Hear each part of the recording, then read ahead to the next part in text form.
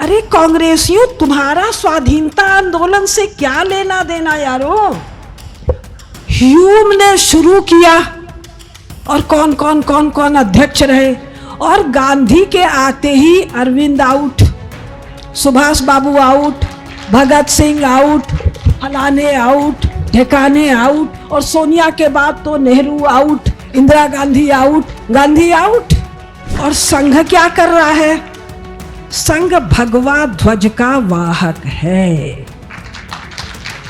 भगवा ध्वज जो पाप, अधर्म, अनीति, दुष्टता, छल, सठता का लड़ता फड़ता नहीं, शमन करता है शस्त्र से और शास्त्र से।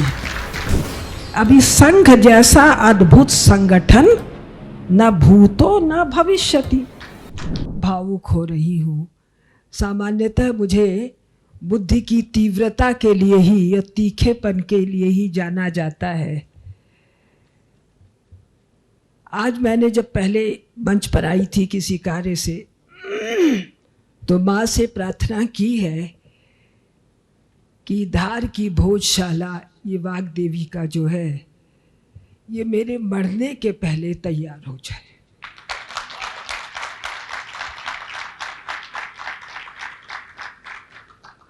तो ये विषय भी मैंने ही दिया है।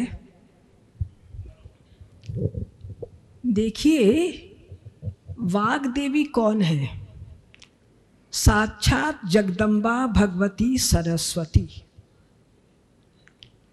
इनकी उपासना सब नहीं करते हैं।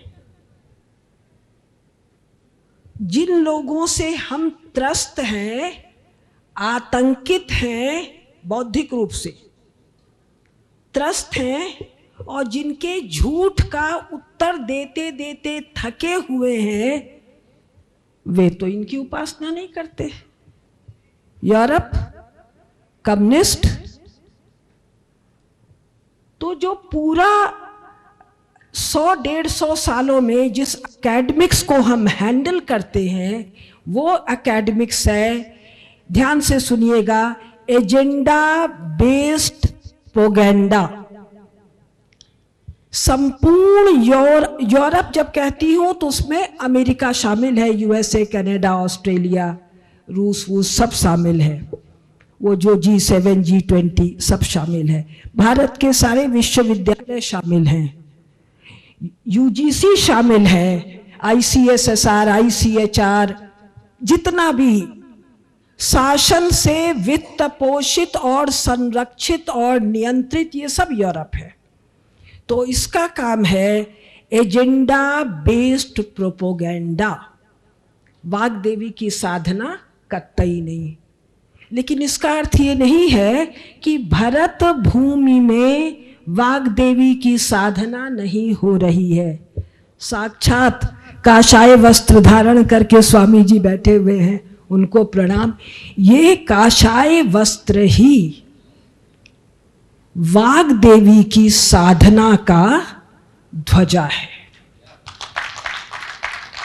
तो भरत भूमि, मैंने कहा भरत भूमि कौन? ये 15 अगस्त 1947 वाला, ये वाला, और 14 अगस्त वाला भरत भूमि नहीं है, पाकिस्तान और बांग्लादेश। और 1922 वाला अफगानिस्तान, गूगल पर जाके देखिए तो अफगानिस्तान नाम का देश कब है? ये भरत भूमि नहीं है। अप्रतिम शिव भक्त महारानी गांधारी का नैहर, दुर्योधन का ननिहाल, शकुनी का राजधानी, ये पूरा गांधार क्षेत्र भरत भूमि है। मैं आपको महाभारत में ले गई, तुरंत लाती हूं 19वीं शताब्दी, महाराज रणजीत सिंह। पंजाब, काबुल तो राजधानी थी, एक कोई समर राजधानी, एक कोई विंटर राजधानी। और आगे ले आती हूं, ये 1830 है, 19वीं शताब्दी, 20वीं में लेकर आती हूं। वो कौन, जॉर्ज पंचम, इंग्लैंड का, पता नहीं कौन, भारत आता है, कोई कोरोनेशन वगैरह होता है। तो कोरोनेशन में प्रोटोकॉल होता है कि उसको जॉर्ज को मिलना है भारत के एक महापंडित ब्राह्मण से, पंडित दीनदयालु शर्मा। नाम किसी ने नहीं सुना होगा, हिंदू कॉलेज उन्हीं का है, दिल्ली वाला। पंडित दीनदयालु शर्मा तो राजा के लिए, पता नहीं कहाँ के राजा के लिए खड़े नहीं होंगे। क्यों? भारत के सम्राट विप्रों के चरण में सिर झुकाते हैं। हमारे ये जो चक्रवर्ती सम्राट हैं महाराज भोज, इनके चरणों में सम्राटों का सर है और स्वयं इनका शीश ब्राह्मणों के चरणों में है, सन्यासियों के चरणों में है। वो वाग्देवी के उपासक हैं। तो 1905 है कि 1911 है, प्रोटोकॉल तय होता है जिसको आप लोग पराधीन भारत कहते हो।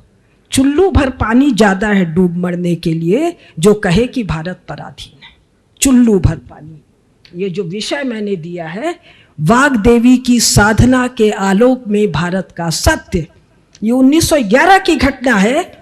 2 लगते हैं टेंट, 20वीं शताब्दी में 2 टेंट लगते हैं दिल्ली में। एक से वो जॉर्ज पंचम, नाक दबा के मर जाओ अगर उसको भारत का सम्राट कहते हो तो, नाक दबा के, पानी का अपव्यय नहीं होना चाहिए। वो एक से आता है और पंडित दीनदयालु शर्मा दूसरे से आते हैं। दोनों मिलते हैं और लौट जाते हैं। गांधी जी को राष्ट्रपिता असंवैधानिक है, अनकॉन्स्टिट्यूशनल, लज्जा नहीं आती? वॉइसराय नहीं खड़ा होता है? वॉइसराय उस जॉर्ज का, उस रानी का, वो किसी का नौकर है, और वो नौकर गांधी जी के आगे नहीं खड़ा होता है।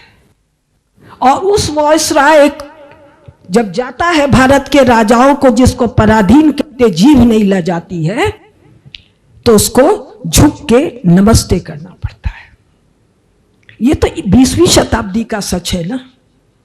तो जो वाग देवी की आराधना करते हैं, विधि क्या है मुझे नहीं पता। मैं कौन हूं? जिसको पंकज जी कहते हैं यूरंडपंथी, यूरो इंडियन एकेडमिक सेक्ट। मेरी total training euro Indian university college BHU, यहीं तो हम भी पढ़े लिखे, अंग्रेजी अंग्रेजी अंग्रेजी। इसके बिना ये अकड़ भी नहीं है कि फ्रिट्जाफ कापरा को कह सकूं यू आर रॉन्ग, और वो कहता है यस आई एम रॉन्ग।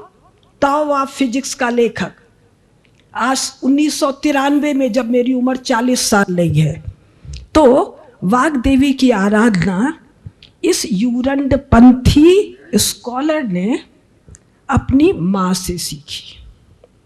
क्या सीखी? ज्यादा बुद्धि नहीं है, तेरे को कुछ आता नहीं है, जगदम्बा को हृदय में निवेदन कर दे। मैंने 20, 22, 24 साल की उम्र में निवेदन किया कि पढ़ाई की लाइन में आ गई हूं, मेरी वाणी और लेखनी सिद्ध हो जाए। कैसे सिद्ध होगी, क्या सिद्ध होगी, सिद्धि का अर्थ क्या है, वो आज तक नहीं पता है। लेकिन ये कोई ऊंची सी चीज है। सिद्धि का जो अर्थ आज तक पता है वो ये है कि बोलूं तो सच हो जाए, लिखूं तो सच हो जाए, प्रयास पूर्वक सच करूं। तो वाग्देवी की साधना करने की पद्धति भारतीय राज्य ने जवाहरलाल नेहरू के नेतृत्व में, गांधी के आशीर्वाद से, और ये पहली बार नहीं कह रही हूं, सैकड़ों बार कह चुकी हूं और निवेदन किया है मानहानि के मुकदमे का, तथ्य जिससे सामने रखा जा सके। सरस्वती वाग्देवी की आराधना को खंडित करने का काम भारतीय राज्य ने किया है। इसके बावजूद यहां बैठे अनेकानेक सरस्वती की, वाग्देवी की उपासना कर रहे होंगे, चाहे हनुमान जी की आराधना से, चाहे शंकर जी की, चाहे इंद्र की, चाहे विष्णु की, चाहे शिव की। तो वाग्देवी की आराधना कर कौन सकता है? किसकी मां, किस अरे भाग्य होगा तो आपको मतलब हम सबको तो मिली हुई है। 7 अरब दुनिया में पिछले जन्म का, ये सब मैं एकेडमिक्स बोल रही हूँ, नॉन एकेडमिक्स नहीं है। ये एकेडमिक्स अभी भारत के विश्वविद्यालयों में नहीं आया है। 93 में जब मैं इंग्लैंड गई थी, यानी आज से करीब करीब 30 साल पहले, तो ये जो बोल रही हूँ ये एकेडमिक्स डार्टिंगटन हॉल ट्रस्ट के एजेंडा में था, दुनिया में फैलाने का। हो सकता है 2-3 साल में ये एकेडमिक्स आप लोग को सुनाई पड़े। एक कॉग्निजेंस के सबसे स्थूल स्तर का एकेडमिक्स जो चल रहा है, और ये कॉग्निजेंस के सबसे स्थूल से एक ऊपर स्तर का, क्या कि कोई पुण्य किया तो भरत भूमि में जन्म हुआ, हम सब पुण्य आत्मा हैं। फिर कोई ऐसी माँ मिली, माँ ने 1000 बात कहा, वो एक बात का चित्त में अंकुरण हो गया। माँ कोई एक बात तो नहीं बोलती है, दादी नानी कोई एक बात तो नहीं बोलती, किसका अंकुरण होगा वो आपके पुण्य कर्म है। वाग्देवी की उपासना का अर्थ समझा रही हूं। तो जब आपके कर्म ऐसे होंगे, मन बुद्धि चित्त अहंकार, ये यूरोपियन एकेडमिक्स में आ चुका है, कॉग्निजेंस के डिफरेंट लेवल। तो मन बुद्धि चित्त में अहंकार में, या जहां भी चित्त शब्द सही है, जब एक प्रकार की समता और तटस्थता आएगी, तभी आप ज्ञान के नर्सरी में, वाग्देवी की पाठशाला में भर्ती होने लायक होते हैं। तो जो पूरा यूरोप चल रहा है, अब यूरोप कम्युनिस्ट कौन है? यूरोपियन चर्च की तिरस्कृत जूठन। भाई कम्युनिस्ट को समझने के लिए यूरोप को जानना पड़ेगा ना। मैं इकोनॉमिक्स की हूं, कार्ल मार्क्स इकोनॉमिक्स वाला है, एमए तक कार्ल मार्क्स पढ़े ही नहीं। इकोनॉमिक्स का तिरस्कृत जूठन भी कार्ल मार्क्स नहीं है। और कार्ल मार्क्स के आर्थिक सिद्धांत पर भारत में राजनीति, सोशियोलॉजी और पता नहीं क्या क्या पढ़ा रहे हैं, और हमारा देशभक्त समाज उत्तर दे रहा है, जो जूठन भी नहीं है इकोनॉमिक्स की। तो जो ध्यान देने की बात है कि जब इस नगरी में हम बैठे हैं, किसकी नगरी है? अभी 1000 साल पहले के एक सम्राट की। भारत कब से है? 50,000 साल। ये कौन कह रहा है? European anthropologist. भारत की कालगणना स्वामी जी के पट्ट शिष्य बैठे हैं, स्वामी रामदेव जी के। हम बोलते थे कुछ हजार, तुरंत स्वामी जी बीच में टोकते थे, पता नहीं कितना अरब, कितना करोड़, कितना लाख, कितना साल से जो भारत में चक्रवर्ती सम्राट हो रहे हैं। एक शब्द चक्रवर्ती, दूसरा शब्द दिग्विजयी सम्राट, तीसरा शब्द राजसूय यज्ञ संपन्न करने वाले और अश्वमेध यज्ञ संपन्न करने वाले। कहाँ की बात कर रही है केडिया जी? राजसूय यज्ञ, अश्वमेध। यूनाइटेड स्टेट्स ऑफ अमेरिका का विदेश विभाग, किसिंगर का नाम सुना होगा आप लोगों ने, और एक वो जो लेखक है जिसने क्लैशेस ऑफ सिविलाइजेशन लिखा है, उसका भी नाम सुना है आप लोगों ने। विदेश विभाग बात कर रहा है अश्वमेध यज्ञ की। ऑक्सफोर्ड यूनिवर्सिटी से जो किताबें छप रही हैं वो राजसूय यज्ञ की बातें कर रही हैं। वो भारत के किंगशिप पॉलिटिकल ऑर्गेनाइजेशन के चक्रवर्तित्व की बात कर रही हैं। तो ये चक्र क्या है? ये चक्र है धर्म चक्र। अब धर्म चक्र, वो जो अपने यहाँ भारत का चिन्ह बना हुआ है, सिंह तो बना दिया, सिंह के ऊपर का जो धर्म चक्र है वो सारनाथ में गिर के अलग पड़ा हुआ है। नेहरू ने बिना चक्र के टांग दिया। स्मृति भ्रंशता के कारण अधूरा राज चिन्ह। ठीक, तो अभी वो प्रश्न उत्तर बोलना है, मुझे लगातार नहीं बोलना है। तो पहली बात, वाग देवी की साधना कौन कर सकता है, उसका अर्थ क्या है। और एक चीज और, जो एजेंडा बेस्ड प्रोपोगेंडा वाली एकेडमिक्स कर रहे हैं, कौन, यूरोप, ऑक्सफोर्ड, कैम्ब्रिज, हार्वर्ड, अटरम शटरम पटरम, ये 1945 के बाद यानी सेकेंड वर्ल्ड वॉर के क्लोजर के बाद पहली बार शब्द आया सुपर पावर। साहब, दो सुपर पावर हैं, अमेरिका और रशिया। और जी इसके 45 के पहले सुपर पावर थे इंग्लैंड और फ्रांस। कब हुए थे जी सुपर पावर? जी वो तो पता नहीं। तो कुसुमलता बता रही है 1905 45 तक इंग्लैंड फ्रांस सुपर पावर है। 40 साल पहले 1905 इंग्लैंड की राजधानी लंदन, फ्रांस की राजधानी पेरिस की सड़क पर मानवीय मल यानी टट्टी किया हुआ टट्टी को सुअर जीभ से चाट के साफ कर रहा है। Super power. मेरा एक सीरीज चल रहा है सेंटर फॉर सिविलाइजेशन स्टडीज के, क्या यूट्यूब साइट क्या बोलते हैं उसको, उस पर यूरोप पर मेरा भाषण चल रहा। 8 आया है, 22 और आएगा जिनको रुचि। तो ये तो सच है कि 20वीं शताब्दी में इंग्लैंड और फ्रांस ने दुनिया की विशाल संपदा लूट के ले आए थे। ये सच है कि 45 के बाद यूएसए और यूएसएसआर, रशिया, ये सुपर पावर टाइप कोई चीज थे। वेयर दे आर टुडे, कहां हो? और धारा में बैठकर महाराज भोज का स्मरण का अर्थ क्या है? हजारों साल, लाखों साल, करोड़ों साल, फ्रॉम टाइम इमेमोरियल से सुपर पावर भारत की स्मृति को अक्षुण्ण रखना।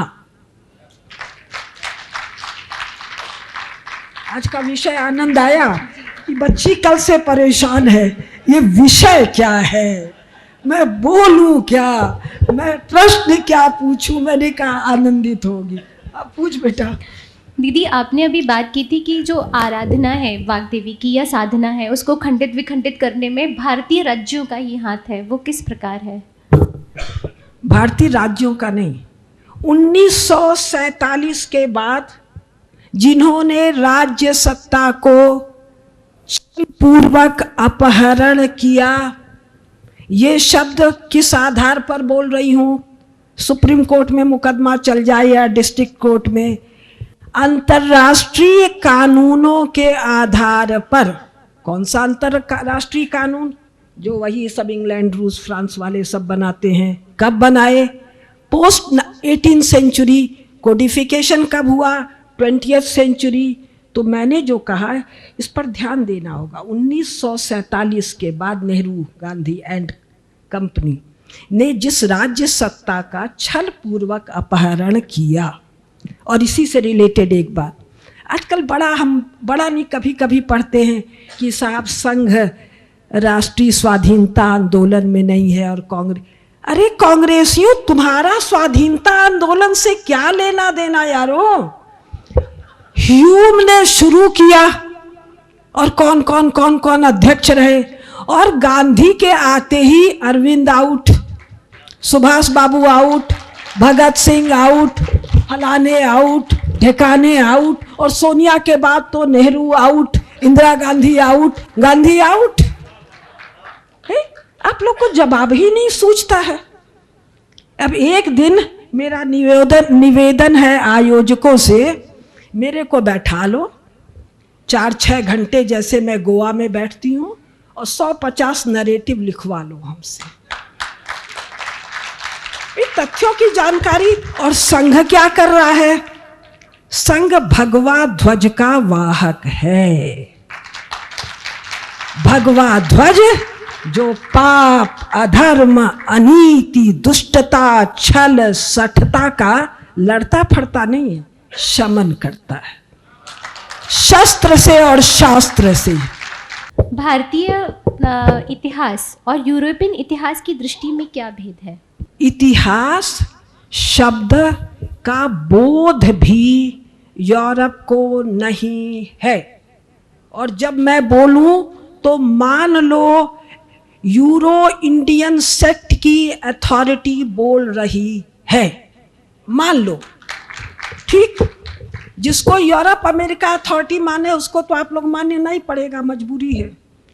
तो यूरोप अमेरिका के विद्वान लिखते हैं कि इनकी लिखी हुई पुस्तक के बाद इस विषय पर, इस पुस्तक के बिना काम नहीं हो सकता है। तो यूरोप में जो है वो हिस्ट्री है, एच गायब कर दो, स्टोरी आएगा। Story telling is the tradition of Europe. कौन सा यूरोप? सब यूरोपी भरतवंशी हैं। संपूर्ण यूरोप को हमने बसाया है। इस पर मेरे भाषण है, और इस पर मैं भाषण कहां से दे रही हूं? गैब्रियल आता नहीं समझे गैब्रियल? अच्छा नहीं समझे, छोड़ दीजिए, मत समझिए। सपना आता नहीं, सिद्धि है नहीं, कभी कभी कुछ दिखता है। जो यूरोप के लोगों ने प्रचुरता से लिखा है वही तो हम पढ़ के बोल रहे हैं। तो यूरोप वाले लिख रहे हैं। यूरोप को किसने बसाया? भरतवंशियों ने। वो भरतवंशी शब्द नहीं कहते हैं, वो कहते हैं सेंट्रल एशियन सीथियंस। तो सेंट्रल एशिया किसके बाप की बपौती है? हमारे पिताजी की, हमारे पूर्वजों की, हमारे महाप्रतापी सम्राटों की। केवल सम्राटों की नहीं, नृत्यांगनाओं की। हमको किसने बताया? रॉबर्ट कैपलान ने, अमेरिका के विदेश विभाग वाले ने बताया है। अभी 24 तारीख को भारत रविंद्र भवन में भाषण दिया है, दत्तोपंत ठेंगड़ी सभागार वो का आयोजन था, उसमें ये सारे तथ्य मैंने पुस्तक के साथ दिए हैं। तो यूरोप की कोई इतिहास दृष्टि नाम की चीज ही नहीं है। जैसे यूरोप में धर्म नहीं है, धर्म नहीं है, क्या है? रिलीजन है। अब उनके पास है, वो क्या है? उनके जितने फादर हैं, father of history, father of sociology, father of economics, 21 century के हैं। 18th 19th पिताजी आए हैं 18th 19th में। बच्चा लोग कब का है?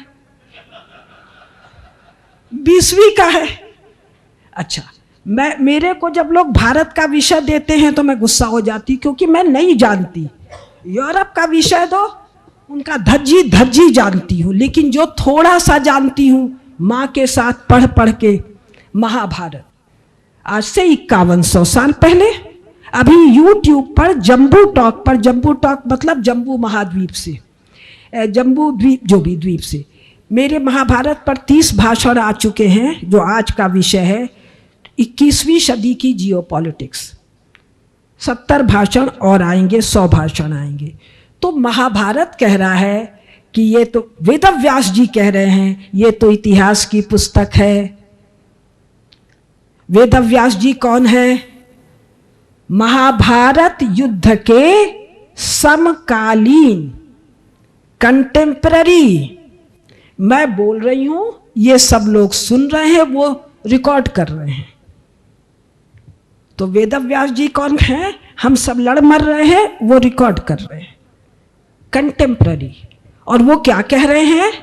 तब उसने कहा, तब उसने कहा, तब उसने कहा, तब ये कहानी तब से आई। यानी महाराज शांतनु जो चंद्रवंशी हैं, उसके पहले इतने हैं, उनकी महारानियां ये हैं, वो उस घराने की हैं, उनका बेटा ये है, वो है, वो है। तो इतिहास बपौती है हमारी। कैसी बपौती? संघ वाले। अभी संघ जैसा अद्भुत संगठन न भूतो न भविष्यति। बिना मोबाइल के, बिना इंटरनेट के 24 घंटे में ग्लोब के चारों तरफ गणेश जी को दूध पिला देता है। ये फिर भारत में कहीं ये बात नहीं लिखा गया।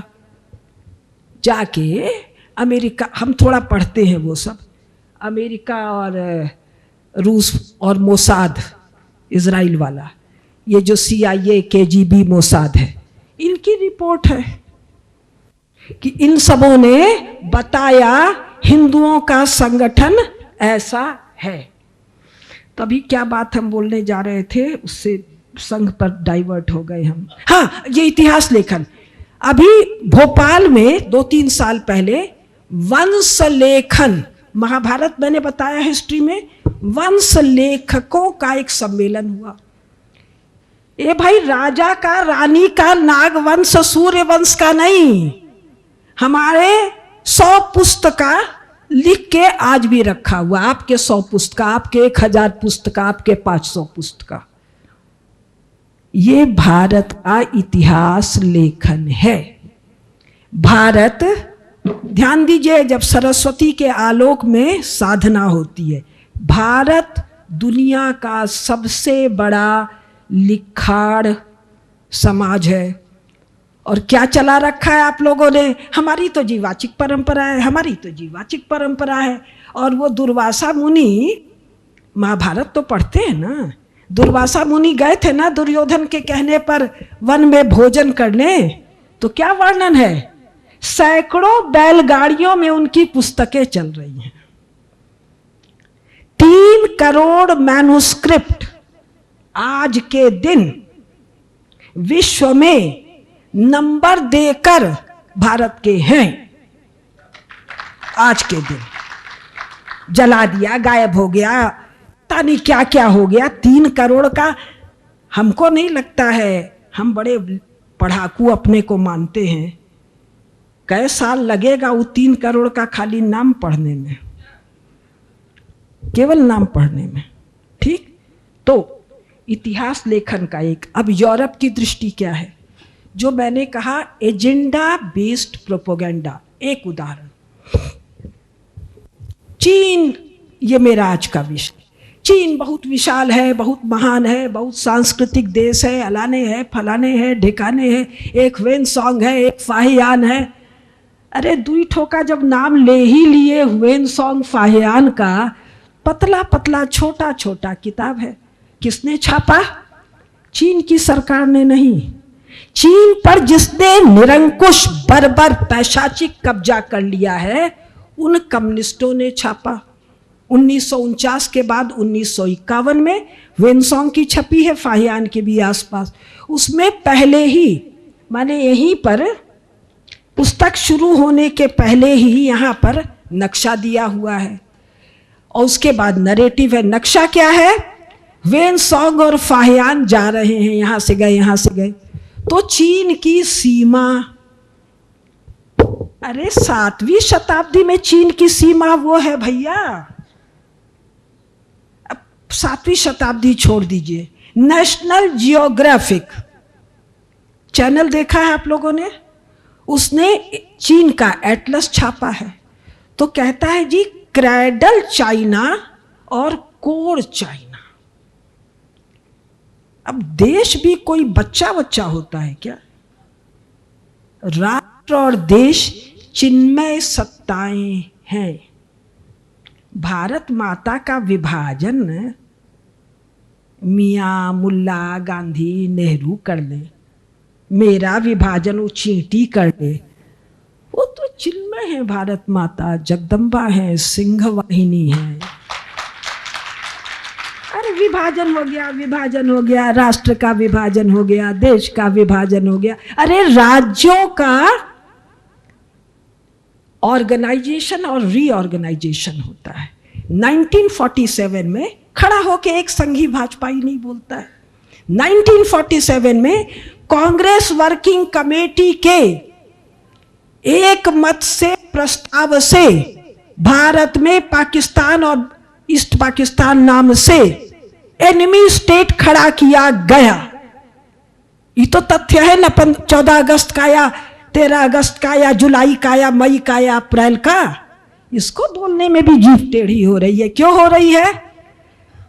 भगवती वाग्देवी के आलोक में विद्या की साधना नहीं हो रही है। मत करो, उनके शरण में चले जाओ। कुछ नहीं कर सकते, हमसे नहीं 20 घंटा पढ़ा जाएगा, 8 घंटा। शरण में तो जा सकते हो। मैया बुद्धि दे दे, मैया स्मृति दे दे, हमको प्रसिद्धि चाहिए, यश चाहिए। मैं यही सब की हुई हूँ, अपना कथन बता रही हूँ, अपना सत्य। मुझे यश चाहिए मैया, कोई ब्राइट आइडिया दे दे। कब प्रसन्न हो के आपको कौन सा किताब का पन्ना आपके सामने खोल देंगी। मैं यहाँ आ रही थी, ये मेरी पढ़ी हुई किताब है, निशान लगी हुई किताब, इसके बारे में मैं बात करूँगी। तो जो यूरोप की इतिहास दृष्टि है, एजेंडा बेस्ड प्रोपेगेंडा है, वो 1960 के बाद चीन की महानता पर पुस्तक लिखती है।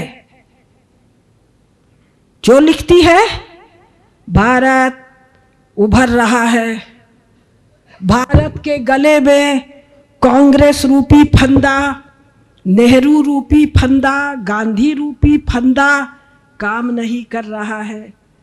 हाथी के गले में कितना फंदा डालोगे भाई, फंदा वंदा काम नहीं कर रहा है। ये किस आधार पर कह रही हूँ? वर्ल्ड बैंक, मैं मूलतः अर्थशास्त्री हूँ और अर्थशास्त्र से मेरी यात्रा इधर आई है। वर्ल्ड बैंक, IMF, अंकटाड के रिपोर्ट, सन 2000 में UNDP का रिपोर्ट है, एंगस मेडिसन का, वो जो मिलेनियम सीरीज वाला। कब? आज से 23 साल पहले। अभी मोदी जी गुजरात नहीं पहुंचे हैं, दिल्ली में अशोक रोड पर बैठे हुए हैं। ठीक, वो रिपोर्ट कह रही है, अब मेरे को एग्जैक्टली याद नहीं है, शायद रूस का निगेटिव ग्रोथ रेट है, अमेरिका, इंग्लैंड, फ्रांस 1%, 2%, 2.5% है, और भारत का ग्रोथ रेट गले में भाठा। कौन? कांग्रेस, राजीव गांधी, यूरंडपंथी स्कॉलर्स, मेरे जैसे, लेकिन जिनके चित्त में वाग्देवी नहीं है, या जो वाग्देवी की शरण में नहीं है, भाठा गले में बंधा हुआ है, और 6 से 60% GDP का ग्रोथ रेट UNDP का स्पॉन्सर्ड प्रोजेक्ट बता रहा है। इसको खत्म करने के लिए अटल बिहारी वाजपेयी हारते हैं 2004 में। इसको खत्म करने के लिए सोनिया को PM बनना है। सोनिया PM नहीं बनी है, क्यों? चंद्रशेखर जी जाते हैं APJ अब्दुल कलाम के पास। कथा कितने लोग को पता है? 3 हमारे आर्मी के, आर्मी, नेवी, एयर के, वो जो क्या जनरल्स होते हैं, वो जाते हैं और कहते हैं no, she can not be. Sushma Swaraj इस सब का पब्लिक स्टेटमेंट देती हैं कि सिर मुंडा लूंगी। तो उस गति को थामने के लिए कौन आया? मनमोहन सिंह, सोनिया गांधी सर पटक के मर गए, शी जिनपिंग की गुलामी करके मर गए, तलवार चाट के मर गए। भारत उभर रहा है। मोदी जी तो 2014 में आए हैं ना भाई। मोदी जी आए हैं तो ये बल दुनिया को ताल ठोक के दिखाई पड़ने लग गया। उन्होंने बराक का पीठ ठोका, उधर ट्रम्प का ठोका, उधर पुतिन का ठोका, ये सब मिमिया रहे थे। क्यों मोदी जी ठोक पाते हैं? वाग्देवी की आराधना। और मैंने कहा संघ अद्भुत संगठन, अब मेरी जानकारी में अकेला संगठन है जो अभी ध्यान नहीं होगा, सब लोग प्रातः बाचे होंगे 7 बजे जो करते हैं ना प्रातः स्मरण। मैं नानाजी देशमुख के पास बैठ बैठ के बहुत की हुई हूँ। अपने चक्रवर्ती सम्राटों का पूर्ण स्मरण। हमारे चक्रवर्ती सम्राटों को महाभारत में वेदव्यास जी महात्मा कह के बुलाते हैं, और रोज पाठ करने के बाद क्या कहते हैं? अभी मेरा प्रिय विषय संघ हो गया। हम लोग तो अध्यात्म हैं। अरे अध्यात्म आपके वश का है? धर्म सध नहीं रहा है, अध्यात्म सधेगा? हम लोग तो त्याग वाले हैं, हम लोग तो आरण्यक संस्कृति वाले। तो सप्तपुरियों को मोक्षदायिनी काहे कहा भाई? सप्तपुरियों का प्रातः काल नाम ले लो तो सब पाप कलमश धुल जाएगा। अरे ये नगरियों का देश है भाई, यहाँ के ग्राम और नगर में कोई फर्क नहीं है। तो इतिहास दृष्टि का फर्क ये कि when you do agenda based propaganda as your academics then you are nowhere. सारी दुनिया का तुम लूट ले आए और तुम्हारा विधानसभा जो दुनिया पर राज किया वो क्लब को डांस करने के लिए दिया जा रहा है। आप इंग्लैंड में आप कल्पना कर सकते हैं भारत की संसद नेहरू वाली और अंग्रेजों वाली भी मोदी जी दे देंगे डांस पार्टी को, दे देंगे। अंग्रेजों से चिढ़ है, कांग्रेसियों नालायकों से पता नहीं उनको चिढ़ है कि नहीं है, देश को चिढ़ है। इसके बावजूद संसद भवन विल बी मेंटेन्ड। क्यों? महाराज भोज। अब थोड़ा सा एक लाइन और, महाराज भोज का विरुद्ध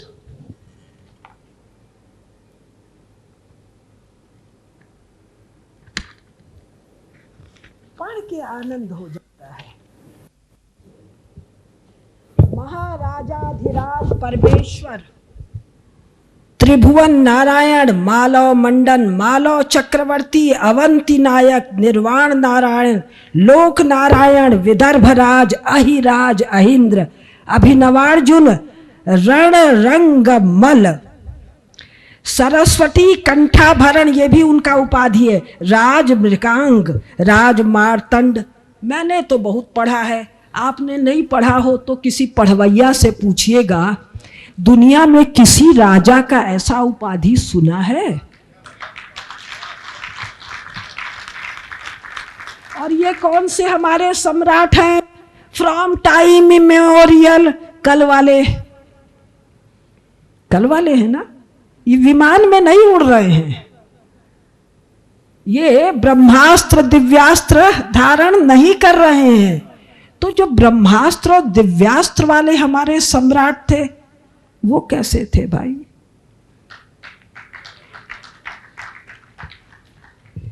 दीदी, जब हम इतिहास की बात करते हैं, यूरोपियन इतिहास की दृष्टि या भारतीय इतिहास दृष्टि, तो इस इतिहास के स्रोत क्या हैं? अब आप लोग रोज रोज फिर वही चुल्लू भर पानी नहीं लेना मरने के लिए, जब कहते हो कि सोमनाथ विध्वंस हुआ। किसने किया? एक तो गजनी में कोई महमूद था, वो आया था और सोमनाथ विध्वंस किया। आपको कैसे पता चला? हम फलनवा किताब में पढ़े थे, उस किताब वाले को कैसे पता चला? Source of history. Source of history is always contemporary history. भाई कोई कुछ कर रहा है तो लिखा जा रहा है, कहीं यहाँ एक भाषण हो रहा है, नर्मदा साहित्य संगम हो रहा है, कहीं लिखा उखा गया, खत्म उतम हो गया, 200-400 साल बाद कोई फोटो वोटो कहीं कुछ निकला। But if there is no contemporary evidence then इतिहास नहीं, history story has to be fabricated. Fabric बुनना। History has to be constructed. ईटा सीमेंट बालू। History has to be manufactured. इतिहास नहीं है। अब सोमनाथ वाला, रोमिला थापर दुष्टा कम्युनिस्ट। ठीक, ये हम फुल एकेडमिक लैंग्वेज बोल रहे हैं, कोई कहियो नहीं असंसदीय, संसद नहीं है, ये एकेडमिक सेशन है। और हमारे इकोनॉमिक्स में कहा जाता है लुम्पेन स्कॉलर्स और 7 इडियट्स, ये नॉर्मल है, चलता है। तो दुष्टा कम्युनिस्ट जरा दुलार से मैं कह रही हूं। रोमिला थापर कह रही है भाई 1992 में अयोध्या दिसंबर के बाद कि सोमनाथ विध्वंस का, गजनी के महमूद का, उसके 17 बार आक्रमण का एक भी साक्ष्य नहीं है। छपी हुई किताब धरी है, और जितने देशभक्त लोग हैं उन लोग को सर्टिफिकेट चाहिए किससे? कम्युनिस्ट से। इरफान हबीब रो मिला था पर दे दे तो क्या बात है। अब कुसुमलता जैसा दम थोड़े है। 1987 में किताब लिखी roots of under development, Saraswati की आराधना। क्या उम्र थी? 33 साल में किताब छप गई थी। कैम्ब्रिज इकोनॉमिक हिस्ट्री 2 वॉल्यूम छपा था। कैम्ब्रिज तो पता नहीं ब्रह्मा जी थे। 2 वॉल्यूम, लिखने वाले भारत पाकिस्तानी और थोड़े से अंग्रेज फंग्रेज। पढ़ा उसको, पडरौना की हूं मैं, गांव देहात की। उसको पढ़ा, उसके आंकड़ों को उठाया और आंकड़ों के आधार पर इनको गधा सिद्ध करके पुस्तक लिख दी। डॉक्टर मुरली मनोहर जोशी जेएनयू में भाषण दे आए, हल्ला मचा। आप जानते हैं इकोनॉमिक्स? बोले जी मैं तो नहीं जानता। Here it is. And professor Amrik Singh, यूनिवर्सिटियों के जो वाइस चांसलर होते हैं उनके अध्यक्ष, बोले कुसुम किताब दे। धर्मा कुमार को दे के आए, इरफान हबीब को दे के आए, और एक और था। बोले मैं बार बार कह के हार गया, 4 लाइन तो लिखो, इसमें गड़बड़ कुछ तो होगी। भाग गए। बिपिन मॉडर्न इंडिया वाला, बिपिन चंद्रा, बिमल बाबू हमको उसके यहाँ भेजे। आपस में लड़ाई होगी, सोचे ये निपटा के आएगी। भेजे, बोले कि मैंने तब लिखा था केडिया जी, और मैं कितनी थी? 38-40 साल की, जब मैं टेम्पररी लेक्चरर था, इसकी जरूरत थी। हमने पूछा आपने ये नहीं पढ़ा, ये नहीं पढ़ा, ये नहीं पढ़ा, ये नहीं पढ़ा, और ये पढ़ा तो ये लिखा कैसे? केडिया जी नहीं पढ़ा, जब लिखा, जब टेम्पररी लेक्चरर था, इसकी जरूरत थी। Doctor Murli Manohar Joshi put his pressure on NCERT. NCERT wrote to Bipin Chandra, Bipin Chandra had to revise it, लेकिन तब तक सरकार चली गई, तो फिर वो थोड़ा लीप पोत के बराबर हो गया। तो इतिहास लिखने के लिए, और अब आते हैं आज का मूल विषय, 21वीं शताब्दी में भारत पुनः अपने स्वरूप को प्राप्त कर रहा है। ये कुसुमलता को कैसे पता?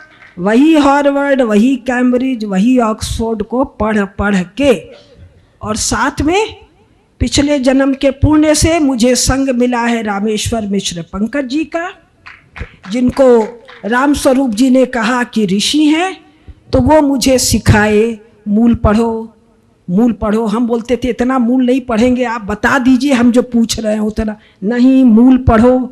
तो महाभारत सब पढ़ा हुआ था, लेकिन पढ़ना और उसको समझना, जैसे क ख ग कोई भी पढ़, ABCD कोई भी पढ़ लेगा, लेकिन विद्वान तो नहीं हो जाएगा। तो मेरी पढ़ाई इन चीज़ों की ऐसी ही है। तो इतिहास में प्राइमरी सोर्स, अब एक आप लोगों ने सुना होगा आचार्य चतुर्सेन का जय सोमनाथ।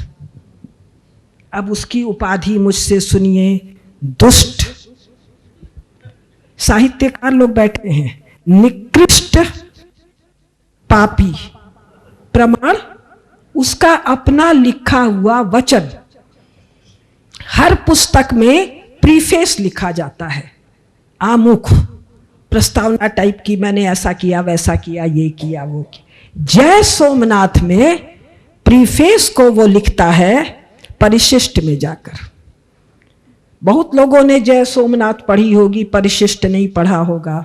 परिशिष्ट पढ़ने के बाद, मैं पब्लिक फोरम में हूं, आप जो अपशब्द कहेंगे उसकी लिस्ट बना लीजिएगा। He is confessing, I did not find a, Hindi में है, एक सूत एक कतरा तथ्य मुझे नहीं मिला। मैं अंत में थक हार के गुजराती लेखक कन्हैया लाल माणक दास मुंशी के पास पहुंचा। He is very arrogant, this that and that. मैंने अपनी कल्पना से इस लंपट बलात्कारी को अपना नायक नियुक्त किया है। ये चतुर सेन लिख रहे हैं। चलो जरा सुप्रीम कोर्ट में ले चलो इस पुस्तक को। दो, तीसरा, 1930 में एक मियाँ है जो कैम्ब्रिज यूनिवर्सिटी से गजनी वाले महमूद पर पीएचडी कर रहा है। He is saying not a single literary source. Literary में क्या क्या आएगा? एनी काइंड ऑफ,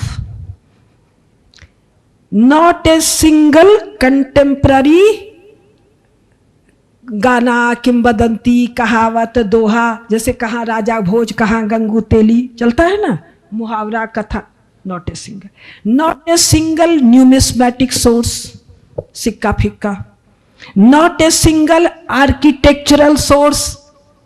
तो बच्चे, तुझे सपना आ रहा है गजनी वाले का?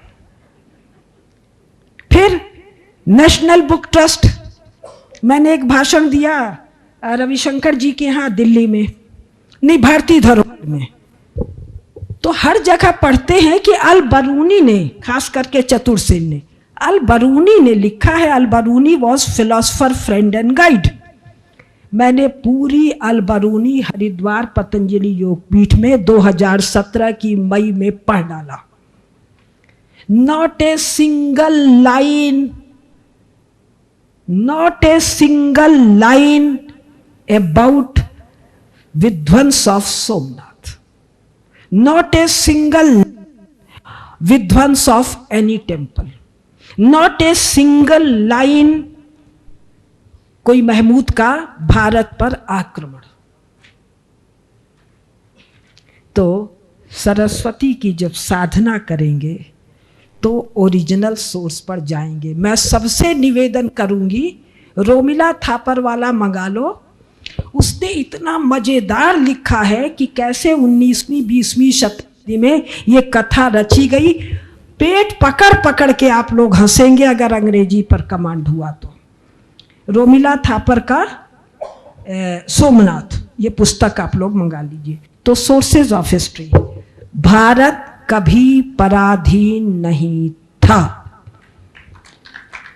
जो बोलता है वो अगर गरुड़ पुराण सुना है तो अपना नर्क जान ले, और अगर उसको पुराण में श्रद्धा नहीं है तो हिंदू कहता है तो कहता रहे, उसका शौक है। जिसको रामचरितमानस में श्रद्धा नहीं है, वाल्मीकि रामायण में श्रद्धा नहीं है, मेरे जैसे आदमी को इतना ही आता है, गीता जी में श्रद्धा नहीं है, जिसको हमारे पुराणों में श्रद्धा नहीं है। गृहस्थों को पढ़ने को दो ही चीज बताया, हर मरने पर चौथे दिन से 10वें दिन हर घर में गरुड़ पुराण का पाठ और भागवत का पाठ पूरा कुटुंब परिजन के साथ सुनना। जिसको नहीं भरोसा है उसका कौन गति बनेगा, वो खुद विचार कर ले। तो भाई कम से कम चुप रहो। भारत महाप्रतापी दिग्गज महाभट्ट सम्राटों का देश है। ये चूहा उहा का औकात नहीं है, पराधीनता वगैरह। इस पर हमारी पुस्तक। जब इतिहास की बात होती है तो स्मृति भ्रंशता की भी बात होती है, तो स्मृति भ्रंशता क्या है और ये कौन लोग हैं जो स्मृति, यही स्मृति भ्रंशता कि भूल गए सम्राटों का देश है।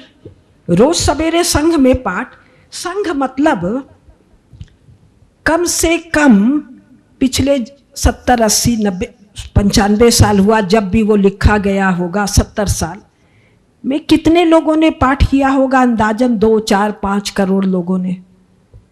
कुछ लोगों ने, एक बड़ी संख्या ने 100 बार से अधिक, 100 बार तो मैंने पाठ किया होगा।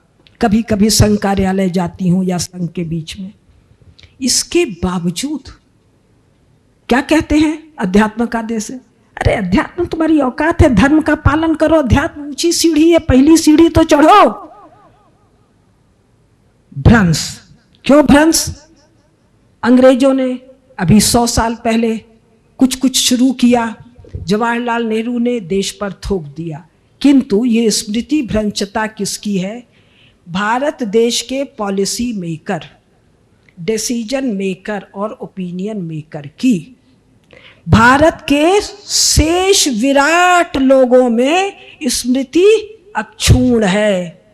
शिवाजी महाराज पर शिवा बावनी है, एक छत्रसाल जी महाराज पर कवि भूषण का है, महाकवि भूषण का। क्या वर्णन अभी हमको, इसके ऊपर वो, उसके ऊपर वो, आल्हा उदल, हल्दी घाटी का गायन, खड़ा हो जाता है। आप साहित्यकारों को मेरा एक हाथ जोड़ के निवेदन है, मैं इस मंच से 2 पुरस्कार घोषित, 1 लाख का और एक 5 लाख का। अगर ये पुरस्कार और कई कामों के लिए है। एक, किसी भी भारतीय भाषा में 1860 के पहले एक शब्द, एक मुहावरा, एक किंवदंती, भारत की हीनता, गुलामी तो बड़ी दूर की चीज है, नहीं मिलेगा। विकास दवे जी, आपसे अपेक्षा है, करवाइए इस काम को। और मैंने जो ये 2 सम्मान राशि घोषित की है, जो इतने ये विषय बोल रही हूँ, इसको लिख डालो ना, कहानी में, कविता में, उपन्यास में, भारत के चक्रवर्तीत्व को लिख डालो ना भाई। और मैं जब 1-5 कह रही हूँ, 2 पुस्तक आने दो, एक बार अपने लोग बंबई कलकत्ता घूम आएंगे, हमारे पुरस्कार आ जाएगा। भारत महाशक्ति के रूप में उभर रहा है। और ये सारा काम इन दुष्टा कम्युनिस्टों ने कैसे किया? कहानी, कविता, रंगमंच, इसी के द्वारा ना। तो कृपा करके इस काम को कीजिए। स्वामी विवेकानंद जी का एक मिनट। मेरी माँ उम्र 88 साल, 7 क्लास पढ़ी हुई, बिहार में पटना के पास दानापुर की। मेरा 74 जनवरी में विवाह हुआ। दादाजी हमको श्राद्धों में कनागत में घर ले आए, भैया को भेजे, आ जा, ले आए। उसके बाद से मैं गई नहीं। तो फिर यही पढ़ाई लिखाई ये सब की। तो माँ पूछती थी क्या करती है? तो बोले माँ पढ़ते हैं, देश का काम करते हैं। तो माँ हरदम बोलती थी, अभी भी बोलती है, देश का काम ही धर्म का काम है।